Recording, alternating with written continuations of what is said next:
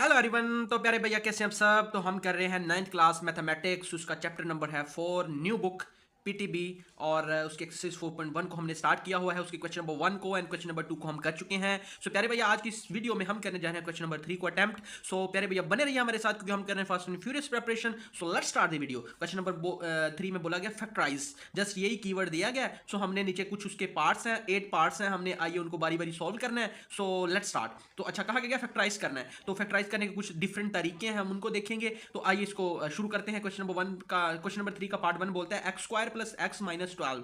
समझ रहे हैं। सोल्यूशन लिख दिया, सोल्यूशन के बाद मैंने क्वेश्चन को लिख दिया रिपीट एज यूजुअल, जैसा कि हमेशा मैं करता हूं। सोल्यूशन लिख दिया, सोल्यूशन के बाद मैंने एक बार क्वेश्चन को अगेन लिखना है। ये गुड प्रैक्टिस, आपने जब भी बोर्ड में अटेम्प्ट करना है तो एक बार जो क्वेश्चन दिया गया तो उसको सोल्यूशन के बाद दोबारा लिख ले। उसके बाद आपने इक्वल का निशान डालना है। शुरू में इक्वल का निशान ही डालते जब क्वेश्चन को अगेन लिखते हैं, जब सोल्व करना स्टार्ट करते हैं जब इक्वल का निशान डालते हैं, यानी कि जब सोल्व करना स्टार्ट करते हैं तब इक्वल का निशान डालते, उससे पहले नहीं डालते। ठीक है, तो मैंने इक्वल का निशान डाल दिया। अब मैं इसको सोल्व करूंगा तो जरा इसको गौर से देखो। ये तीन कितनी इसके अंदर वैल्यूज दी गई हैं, कितनी टर्म्स है, 3 है। एक एक्स स्क्वायर है, एक एक्स और एक 12 है। ठीक है, क्योंकि प्लस माइनस टर्म्स को डिफरेंट करते हैं ना, तो 1 2 3 है। तो हमने 3 को इसमें एक तो कॉमन नहीं कुछ आ रहा, तो इससे मैं क्या करूंगा, बीच वाला जो वैल्यू है ना एक्स, इसको मैं तोड़ दूंगा और 2 में कन्वर्ट कर दूंगा। तो मेरे पास 2 ये बन जाएंगी, 2 ये बन जाएंगी। तो मैं इन दोनों में से कॉमन ले लूंगा, इन दोनों में से कॉमन ले लूंगा। समझ रहे हैं।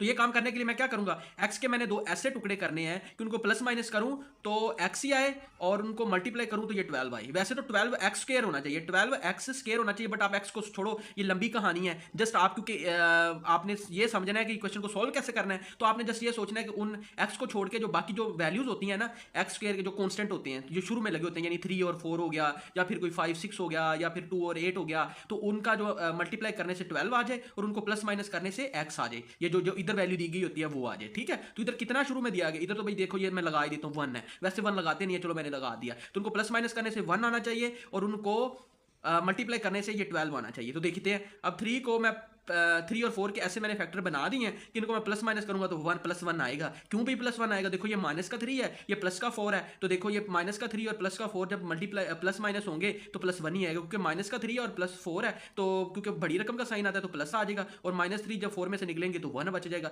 और 3 को जब मैं 4 के साथ मल्टीप्लाई करूंगा तो क्या आएगा, 3 4 12 होता है। 3 multiply with 4 is equal to 12 होता है। तो 12 भी आ गया और 1 भी आ गया। तो भैया ये तो क्वेश्चन सॉल्व हो गया। देखो मैंने 3 वैल्यूज थी, अब मैंने 4 टर्म्स में कन्वर्ट कर दिया। अब इन दोनों में से कॉमन ले लेता हूं, इन दोनों में से कॉमन ले लेता हूं। भैया समझ रहे हैं, समझ रहे हैं भैया, समझ रहे हैं। तो आइए इसको आगे बढ़ते हैं। ठीक है, अब इन दोनों में से जब मैंने कॉमन लिया, ये देखो 2 वैल्यूज हैं, इन दोनों में से कॉमन लूंगा, इन दोनों में से कॉमन लूंगा। इन दोनों में से देखो एक्स भी है, इधर एक्स स्क्वायर है, तो एक्स मैं कॉमन ले लूंगा, तो एक एक्स बाहर बच गया, पीछे क्या बचेगा, एक एक्स, तो वो मैंने लिख दिया। उसके बाद माइनस है तो मैंने माइनस लगा दिया। ये एक्स तो कॉमन जा चुका, पीछे का बचेगा 3, तो मैंने 3 लिख दिया। अब इधर से क्या आ रहा है, प्लस का साइन डाला, प्लस है। अब 4 में कॉमन लूंगा तो इधर से क्या बचेगा, एक्स, और 4 3 के टेबल पे जाता है, यानी 4 को 3 टाइम मल्टीप्लाई करे तो 12 होता है।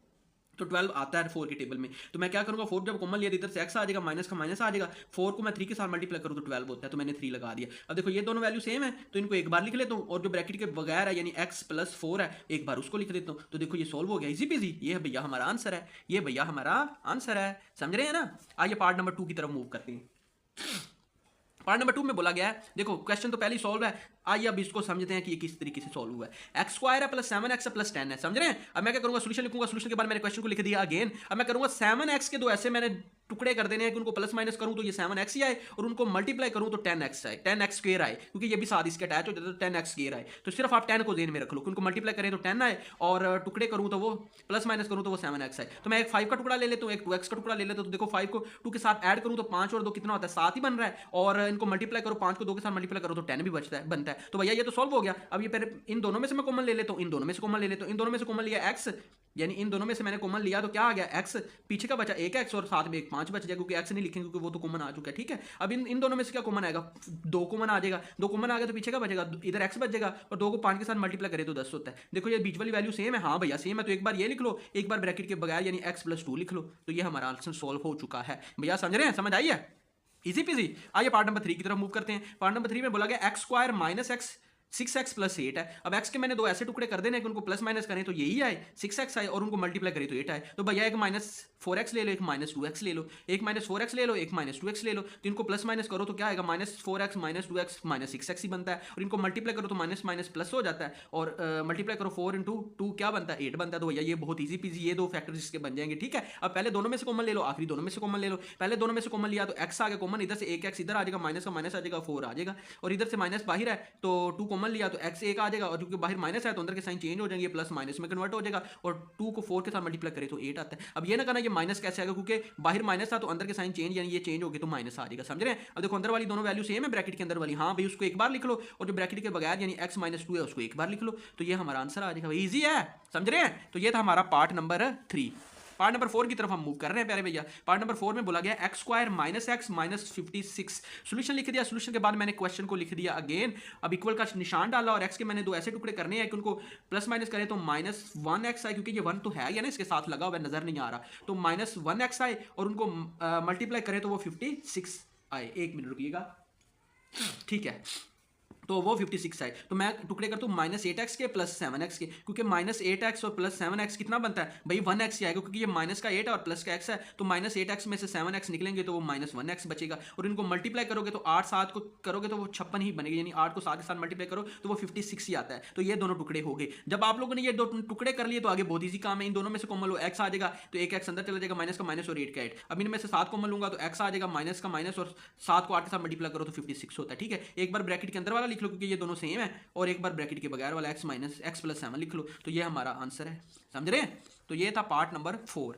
पार्ट नंबर 5 की तरफ हम मूव कर रहे हैं। पार्ट नंबर 5 में बोला गया है x² - 10x - 24 है। सोल्यूशन लिख दिया, सोल्यूशन के बाद मैंने क्वेश्चन को लिख दिया अगेन, समझ रहे हैं भैया। अब मैं -10x के दो ऐसे टुकड़े करूंगा कि 24 भी आ जाए मल्टीप्लाई करने से, और प्लस माइनस करने से 10 आ जाए, तो भैया -12x + 2x करूंगा तो भैया वो -10x आएगा, क्यों, क्योंकि 2 प्लस क्या और -12 किसका है, माइनस का है, तो -12 में 2 प्लस हो रहे हैं, तो इसका मतलब वो -10x बच जाएगा, और इनको मल्टीप्लाई करो 10 को 2 के साथ, 12 को 2 के साथ, तो वो 24 भी आता है, 12 2 ज़ा 24 होता है, ठीक है। तो अब ये टुकड़े हो गए तो काम ईजी होगा। इन दोनों में से कॉमन लो, x कॉमन आ जाएगा तो x -12 बच जाएगा, इन दोनों में से कॉमन लो तो 2 कॉमन आ जाएगा, x -12 बच जाएगा, क्योंकि 2 12 कितना होता है 24 होता है। एक बार ब्रैकेट के अंदर वाला लिख लो, और एक बार ब्रैकेट के बगैर x + 2 लिख लो, तो ये हमारा आंसर है, समझ रहे हैं भैया, समझ रहे हैं। तो ये था पार्ट नंबर 5।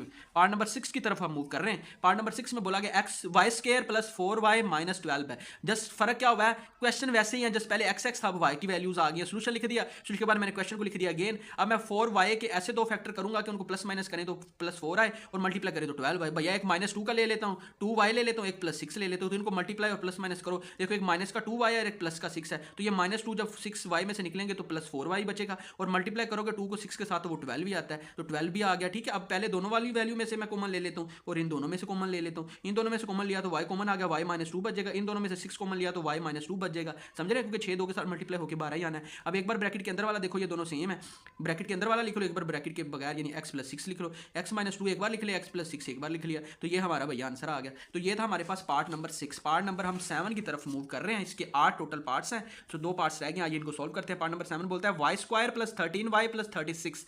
अब सोल्यूशन लिख दिया, सोल्यूशन के बाद मैंने क्वेश्चन को लिख दिया अगेन। अब 13y के ऐसे दो फैक्टर कर दो कि उनको प्लस माइनस करें तो 13 ही आए, और मल्टीप्लाई करें तो 36 है। तो भाई 9 और 4 के बन रहे हैं, 9 और 4 को प्लस माइनस करें तो 13y बनता है, और इनको मल्टीप्लाई करें तो 9 4 36, 9 को 4 के साथ मल्टीप्लाई करो तो 36 होता है, ठीक है। तो पहले दोनों में से कॉमन ले लो, आखिरी दोनों में से कॉमन ले लो। इन दोनों में से कॉमन लिया तो y कॉमन आ गया, तो y + 9 बच जाएगा। इन दोनों में से कॉमन लिया तो 4 कॉमन आ गया, तो y + 9 बचेगा, क्योंकि 4 9 के साथ मल्टीप्लाई होकर 36 ही बनाना है, ठीक है।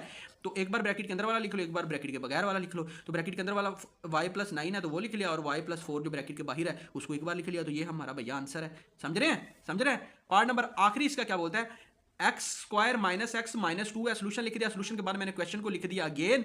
अब मैंने इक्वल का साइन डाला, अब -x के दो, -x से मराद है -1x, क्योंकि 1 तो होता ही है साथ, तो -1x के मैंने दो ऐसे टुकड़े करने हैं कि उनको प्लस माइनस करें तो -1x ही आए, और उनको मल्टीप्लाई करें तो -2 आए। तो एक -2x ले लेता हूँ, एक +1 ले लेता हूँ, क्योंकि -2x में से जब +1 करूंगा तो वो -1x ही बनेगा, क्योंकि बड़ी का साइन आता है -2 के साथ है, तो बड़ी का साइन -1x ही बनेगा, और 2 को जब 1 के साथ मल्टीप्लाई करूंगा तो वो 2 ही आएगा। तो भैया ये जब आपने फैक्टर कर दिए, दो उसके टुकड़े कर दिए, तो आगे बहुत काम ईजी है, समझ रहे हैं। अब पहले वाली दोनों में से कॉमन ले लो, आखिरी दोनों में से कॉमन ले लो। पहले वाली दोनों में से कॉमन लिया तो x कॉमन आ गया, तो x -2 बच जाएगा, x इधर से माइनस का माइनस और 2, क्योंकि x तो कॉमन जा चुका है, इधर से कॉमन कुछ भी नहीं आ रहा तो 1 कॉमन आ जाएगा, तो x -2 as it is values ऊपर से कॉपी पेस्ट हो जाएगी। ठीक है, अब देखो वैल्यूज के अंदर वाले ब्रैकेट के अंदर वाले सेम है, ये दोनों सेम है, तो इनको एक बार लिख लो और x+1 जो ब्रैकेट के बाहर है एक बार उसको लिख लो। तो ये भैया हमारा आंसर सॉल्व हो चुका है। सो प्यारे भैया ये थे पार्ट 8 यानी 8 पार्ट्स थे क्वेश्चन नंबर 3 के और एक्सरसाइज थी 4.1। अगर वीडियो अच्छी लगी है तो वीडियो को कर दे लाइक, चैनल को कर दे subscribe and share with your friends. Thank you so much.